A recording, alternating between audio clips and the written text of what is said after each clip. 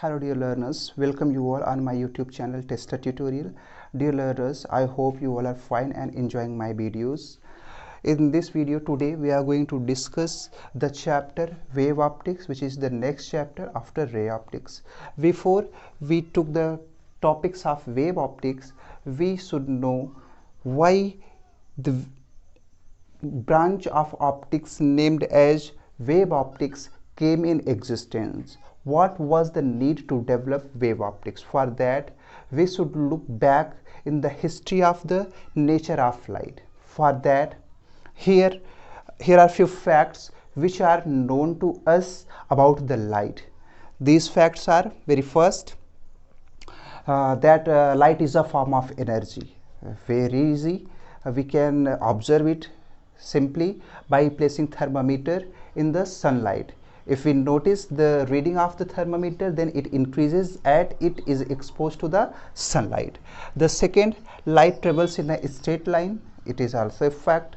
Means we can notice this fact of light while placing an obstruction in the path of the light and observing the shadow of that obstruction.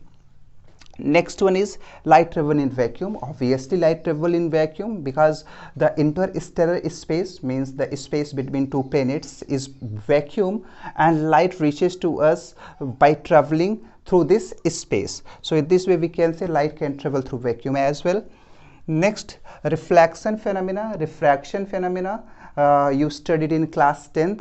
In the reflection, you say bouncing back of light in the same direction when it strikes to a smooth polished surface. Refraction, if we talk about the phenomena of refraction, then simply we can say bending of light at the interface when light goes from one medium to another medium. The next phenomena is interference, diffraction, polarization, photoelectric effect. So these phenomena actually are unknown to you all, which is to be discussed through this, but these are the facts about the light. So if we want to explain, if we want to describe these facts properly, then we must know the nature of the light. So to describe these facts and to know well the nature of the light, various theories came in existence in past, but out of those theories, two theories are most important for us. Very first one, Newton's corpuscles theory in 1675, and after 3 years of this theory, another theory, Huygens wave theory. So before first we will discuss about Newton's corpuscles theory, and then we will know the limitation of this theory, and the limitation of this theory leads to the development of wave optics, wave theory, which is studied as Huygens wave theory. So let's start about the discussion of the corpuscles theory, Newton's corpuscles theory. तो अगर हम corpuscles theory के बारे में simple सी बात करें तो corpuscles theory में न्यूटन के कुछ assumptions थे, कुछ hypothesis थे, और इन hypothesis को as a rule consider करते हुए न्यूटन ने इन facts में कई सारे facts जो भी इन थियरी, इन फैक्ट्स या इन हाइपोथेसिस को, corpuscles theory के हाइपोथेसिस को यूज करके जिन भी फैक्ट्स को प्रॉपरली एक्सप्लेन किया जा सकता था उसको एक्सप्लेन करने का प्रयास किया न्यूटन ने.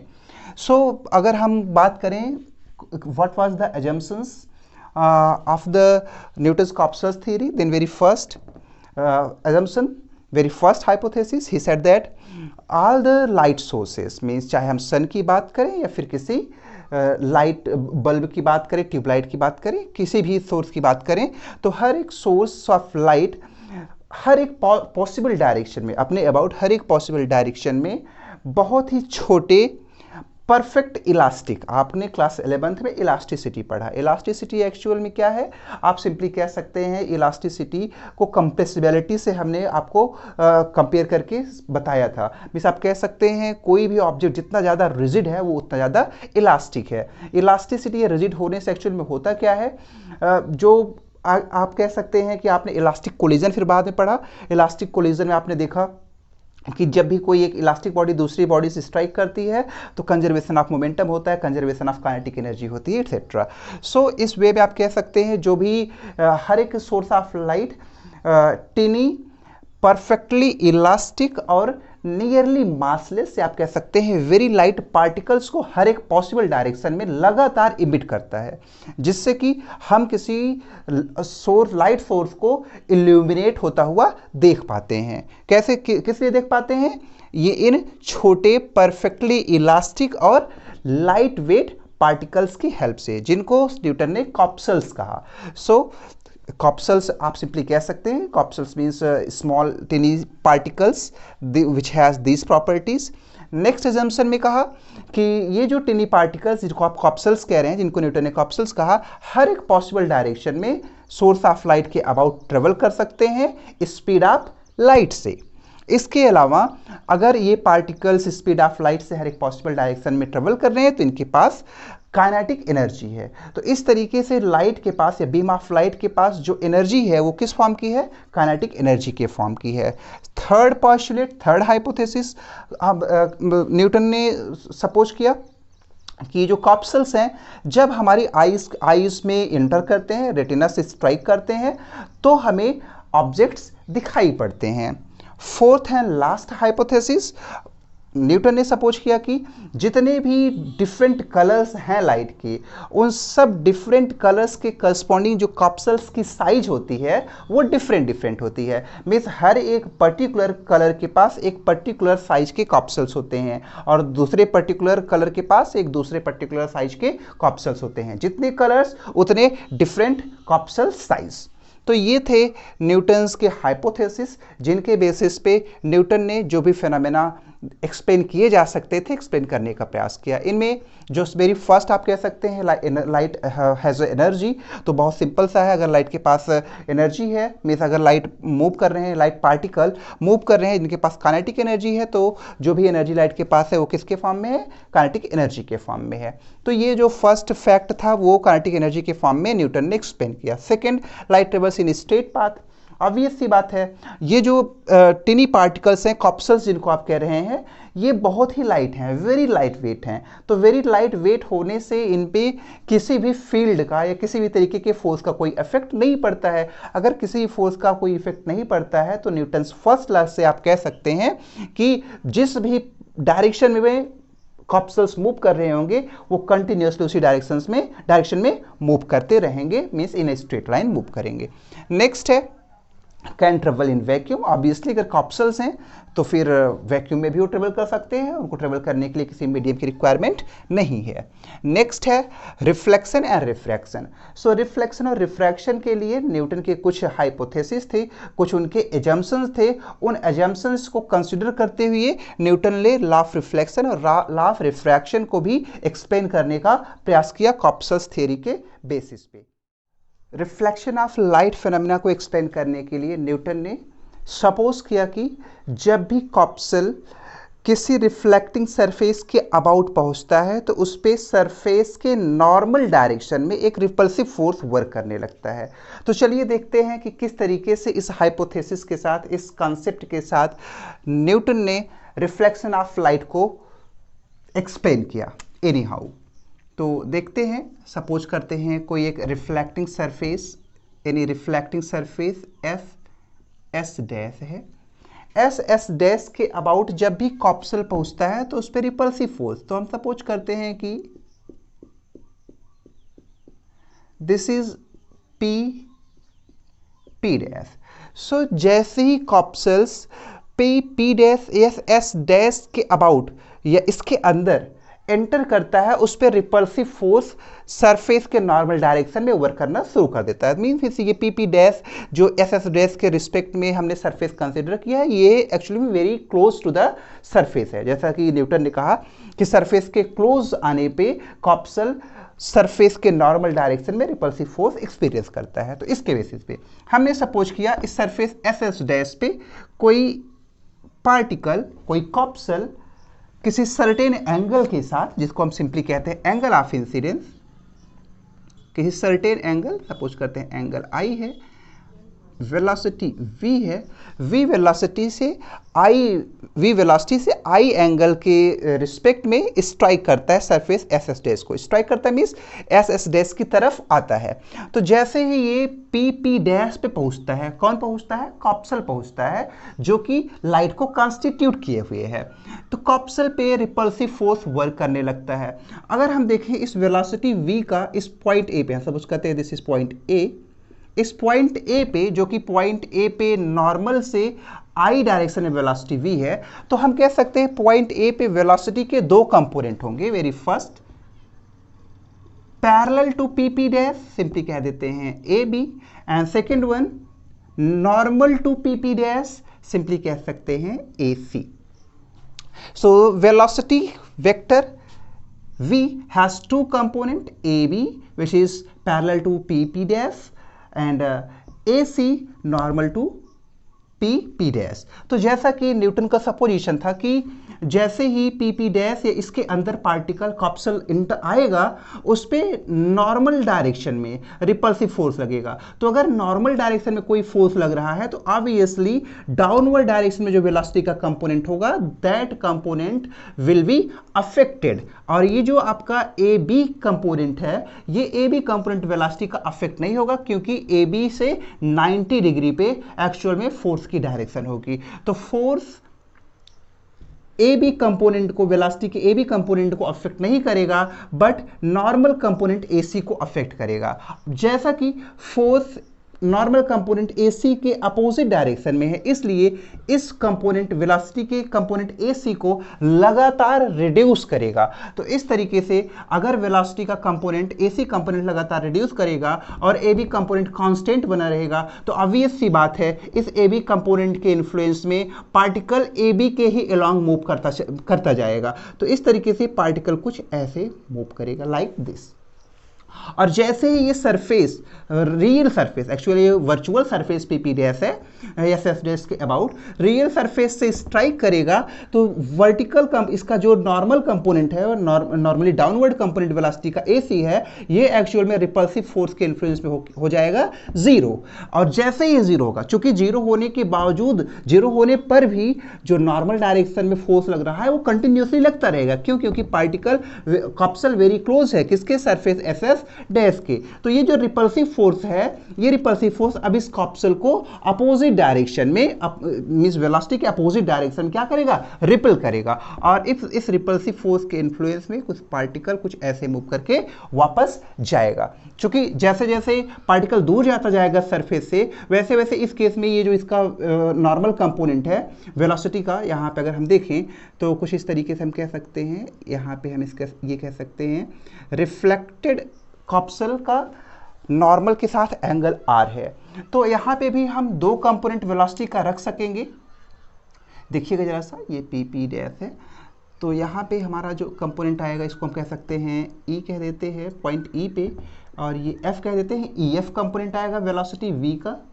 और यहाँ पे जो नॉर्मल कंपोनेंट आएगा, पैरेलल कंपोनेंट ई एफ हो गया, नॉर्मल कंपोनेंट जो एक आएगा ई जी कह देते हैं। तो जरा सा देखिएगा, जैसे ही पार्टिकल कॉप्सल यहाँ पे पहुँचेगा, इस पॉइंट पे पहुँचेगा, इस पॉइंट के करस्पॉन्डिंग AC का डाउनवर्ड मीन्स वेलोसिटी का डाउनवर्ड कंपोनेंट और रिपल्सिव फोर्स का अपवर्ड कंपोनेंट दोनों बराबर होंगे, इसलिए इस पॉइंट पे पार्टिकल की वेलोसिटी हो जाएगी जीरो। लेकिन अभी भी इस पॉइंट पे जो रिपल्सिव फोर्स है वो वर्क कर रहा है। तो रिपल्सिव फोर्स के वर्क करने से रिपल्सिव फोर्स इसको रिवर्स डायरेक्शन में क्या करेगा? एक्सेलरेट करेगा। और इस एक्सेलरेशन में जैसे जैसे पार्टिकल दूर जाता जाएगा, वैसे वैसे ये जो कंपोनेंट इजी है, नॉर्मल कंपोनेंट इजी है, वो इंक्रीज करता जाएगा। EF तो कांस्टेंट रहेगा, क्योंकि EF के डायरेक्शन में कोई फोर्स नहीं है, इसलिए EF कांस्टेंट रहेगा, लेकिन इजी इंक्रीज करता जाएगा। और पॉइंट E पे,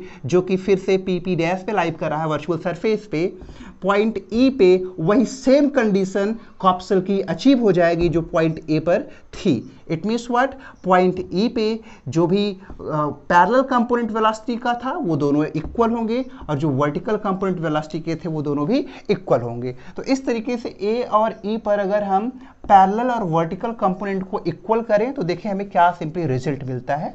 देखिएगा, अगर हम यहाँ पे ये एंगल आई है, सो ये वेलोसिटी v है डाउनवर्ड डायरेक्शन में। तो वेलोसिटी v का ac की डायरेक्शन में अगर हम कंपोनेंट लिखें तो हम सिंपली लिखेंगे, देखो v और v हमने वेलोसिटी दोनों सेम क्यों ली है, क्योंकि जो भी रिपल्सिव फोर्स रिस्पॉन्सिबल है चेंज करने के लिए वो through out the scenario same है, कोई दूसरा फोर्स नहीं है। तो जिस तरीके से रिटार्डेशन होगा in the same process in the same way acceleration होगा। इस तरीके से एक्चुअल में इस पॉइंट के अबाउट जो भी हमारा ट्रेजेक्ट्री है वो सिमेट्रिकल रहेगा।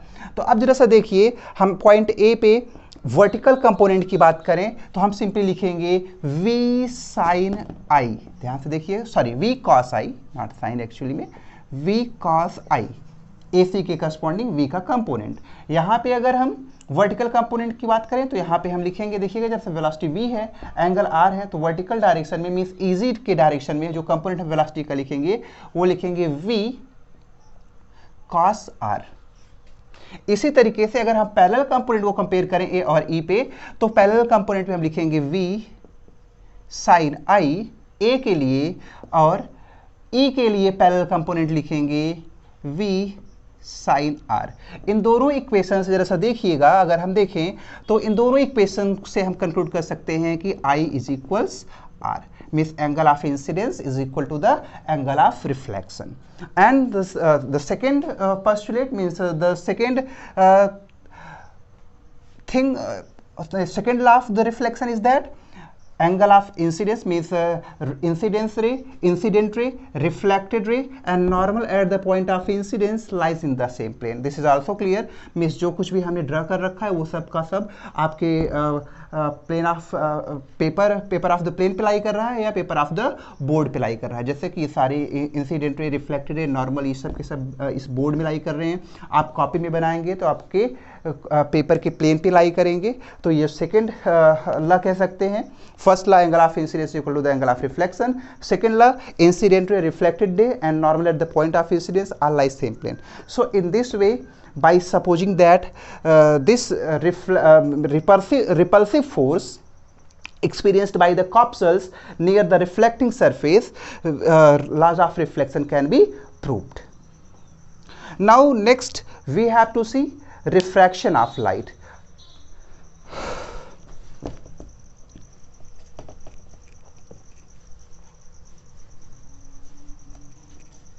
So रिफ्रैक्शन,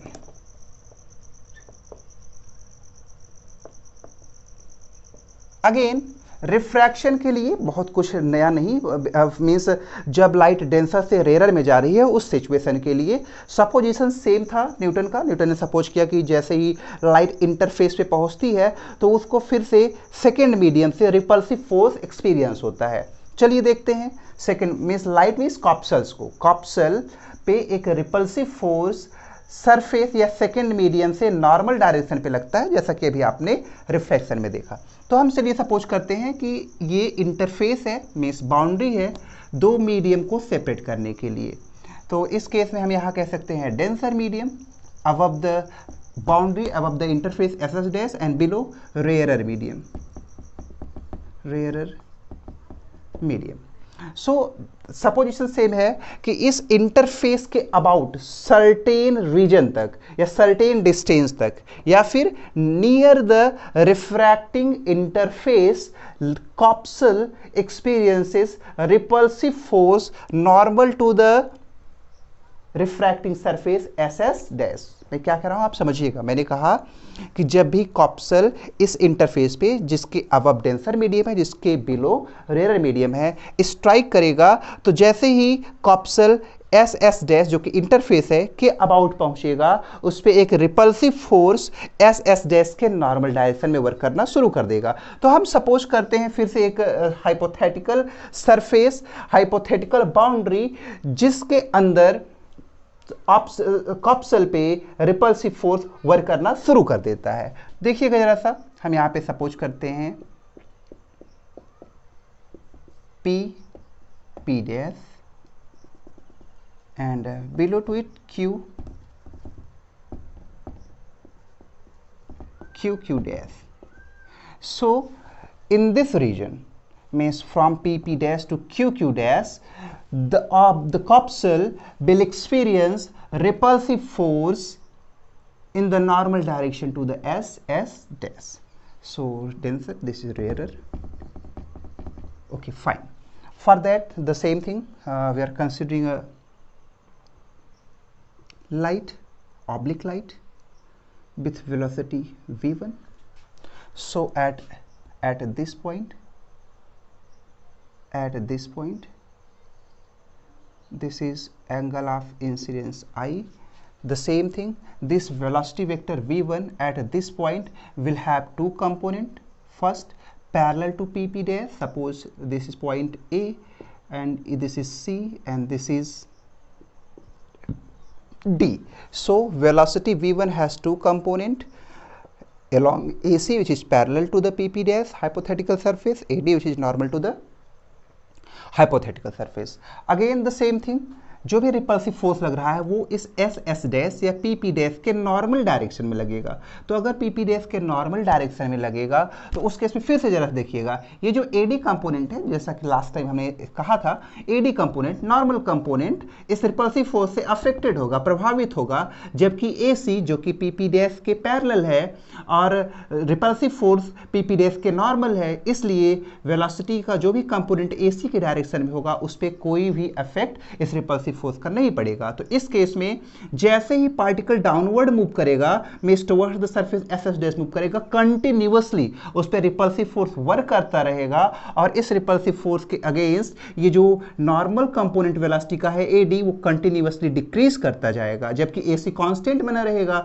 तो इस वे में पार्टिकल एक्चुअल में इस सरफेस से दूर हटता जाएगा, कुछ इस तरीके से, means away from the normal होता जाएगा। अब इस सिचुएशन पे, इस पॉइंट पे हम अगर बात करें, हाँ, तो यहां तक एक्चुअली इस पॉइंट तक रिपल्सिव फोर्स वर्क करेगा और यहाँ पे इस पॉइंट के करस्पॉन्डिंग क्यू डैश है जो कि बाउंड्री है जहाँ तक रिपल्सिव फोर्स वर्क करेगा। इसके बाहर है, जैसे ही ऑब्स्टेकल जाए, मीन्स कप्सल जाएगा, उस पर रिपल्सिव फोर्स बंद हो जाएगा, नहीं लगेगा। तो इस पॉइंट के करस्पॉन्डिंग जो एडी कंपोनेंट है वेलोसिटी का, उसकी वैल्यू लीस्ट हो जाएगी, मिनिमम हो जाएगी, और ये जो कंपोनेंट आपका है एसी वो तो कांस्टेंट बना ही रहेगा। तो हम इस तरीके से कह सकते हैं पॉइंट ई के corresponding this is F and this is जी।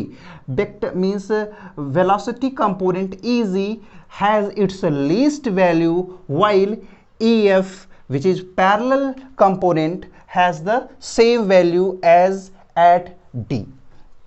तो अगर अब हम देखें तो यहाँ पे जो भी डायरेक्शन होगा उस डायरेक्शन से पार्टिकल, इसके बियॉन्ड कोई रिपल्सिव फोर्स नहीं लगना है। तो जरा सा देखिए, एक्चुअल में EF कंपोनेंट यहाँ भी सेम है, यहाँ भी सेम है, लेकिन पॉइंट E पे जो वर्टिकल कंपोनेंट है उसकी वैल्यू डिक्रीज हो गई, कम हो गई। वैल्यू डिक्रीज होने से एक्चुअल में होगा क्या, वैल्यू डिक्रीज होने से, इस कंपोनेंट की वैल्यू डिक्रीज होने से इन दोनों का जो रिजल्टेंट होगा उसकी वैल्यू क्या आ जाएगी, डिक्रीज हो जाएगी। वेक्टर में आपने पढ़ा है दो लार्ज कंपोनेंट का जो रिजल्टेंट होगा वो लार्ज होगा, एक लार्ज और एक स्मॉल का जो रिजल्टेंट होगा वो ऑब्वियसली पहले के कंपेयर में स्मॉल होगा।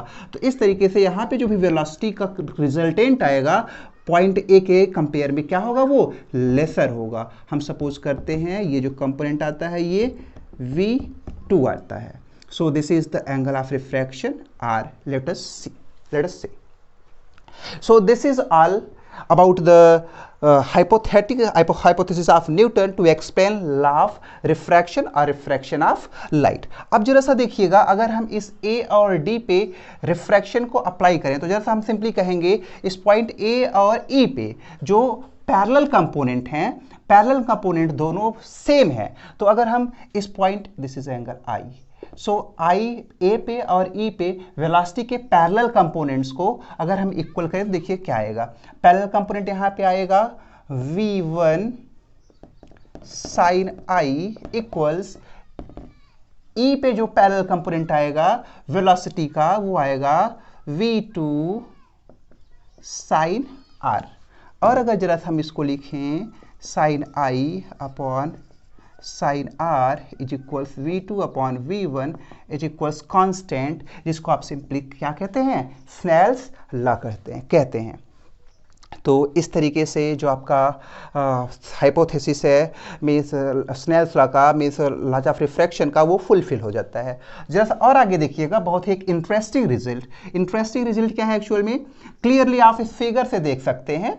यहाँ पे जो रिफ्रैक्टिंग एंगल है, एंगल ऑफ रिफ्रैक्शन आर है, वो ऑब्वियसली ग्रेटर है एंगल ऑफ इंसिडेंस से। तो अगर हम लिखें आर ग्रेटर देन आई और हम लिखें sine r greater than sine I, और हम अगर लिखें sine r upon sine I which is greater than 1, और अगर हम इसका रेसिप्रोकल भी लिख सकते हैं, रेसिप्रोकल मीन्स व्हाट, अगर हम लिखें sine i upon sine r तो ये एक्चुअल में हो जाएगा less than 1। Sine i upon sine r less than 1, और sine i upon sine r क्या है, v2 अपॉन v1 है, तो v2 upon v1 less than 1। It means what, it means v2 less than v1, v2 less than v1। इसका मतलब क्या है, जैसे देखिएगा v1 क्या है, कॉप्सल की वेलोसिटी मीन्स लाइट की वेलोसिटी डेंसर मीडियम में, v2 क्या है, लाइट की वेलोसिटी रेयर मीडियम में। तो न्यूटन की जो हाइपोथेसिस है, न्यूटन के जो एजम्पशंस हैं, उनके बेसिस पे हमें ये पता चलता है कि डेंसर मीडियम में लाइट की वेलोसिटी ज़्यादा होती है रेयर मीडियम के कंपैरिजन में। So this is a fault. बाद में फोको साइंटिस्ट थे, उन्होंने एक्सपेरिमेंट से ये प्रूफ किया कि जो भी न्यूटन की हाइपोथेसिस है वो रॉन्ग है, एक्चुअल में जस्ट इसका अपोजिट होता है। मीन्स डेंसर मीडियम में वेलोसिटी स्लो, रेयर मीडियम में वेलोसिटी फास्ट ट्रेवल करती है। वो हम लिमिटेशन में आगे पढ़ेंगे, अभी के लिए यहाँ। अब नेक्स्ट हमें प्रूफ करना है, इन द सेम वे हम प्रूफ कर सकते हैं, उसको मैं प्रूफ नहीं करूंगा, अपने आप से ट्राई करिएगा। क्या, when light goes from rare medium to denser medium. Hypothesis सुन लीजिएगा, इस हाइपोथेसिस का कोई एक्सप्लेनेशन नहीं है क्यों ऐसा न्यूटन ने सपोज किया, लेकिन उन्होंने सपोज किया अपने आप को सही प्रूफ करने के लिए, अपनी थियरी को, कॉप्सल्स थियरी को परफेक्टली सही प्रूफ करने के लिए। न्यूटन ने क्या कहा, न्यूटन ने कहा कि जब लाइट रेयर से डेंसर में जाती है, just opposite to this case, light जब रेयर से डेंसर में जाती है तो इंटरफेस के अबाउट उस पे मींस कॉप्सल्स पे फोर्स ऑफ अट्रैक्शन वर्क करता है सरफेस के नॉर्मल डायरेक्शन में, just opposite to this supposition. अब तक क्या सपोज किया न्यूटन ने अब तक सपोज किया कि किसी भी कॉप्सल पे सरफेस के अबाउट, सरफेस के नॉर्मल डायरेक्शन में रिपल्सिव फोर्स लगता है। लेकिन जैसे ही कॉन्सेप्ट आया, जैसे ही बात आई लाइट के रेयर से डेंसर में जाने की, न्यूटन ने अपने कॉन्सेप्ट को, अपने हाइपोथेसिस को चेंज किया। कैसे चेंज किया, क्या चेंज किया, उन्होंने कहा कि जैसे ही कॉप्सल्स किसी इंटरफेस के अबाउट होता है उस पे अट्रैक्टिव फोर्स लगता है in the normal direction to the interface of the two. Last point to be discussed is limitations और failure of the corpuscles theory. So very first point where Copsel's theory failed is that according to Copsel's theory, velocity of light in denser medium is greater than in rarer medium. But scientist Foucault experimentally proved that velocity of light in rarer medium is greater than that of in denser medium. The second limitation, the second point where Copsel's theory failed is that according to Copsel's theory, any light source emit corpuscles in all possible direction continuously. If any light source is doing so, then there must be mass lesson in the light source, but it is not so.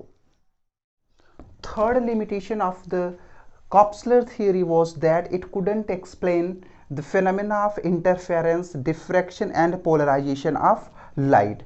This limitation of the Newton's Copseler theory leads to development of wave optics put forth by Huygens in 1678. In this video only this much. In the next video we will discuss about Huygens wave theory. Thank you for watching.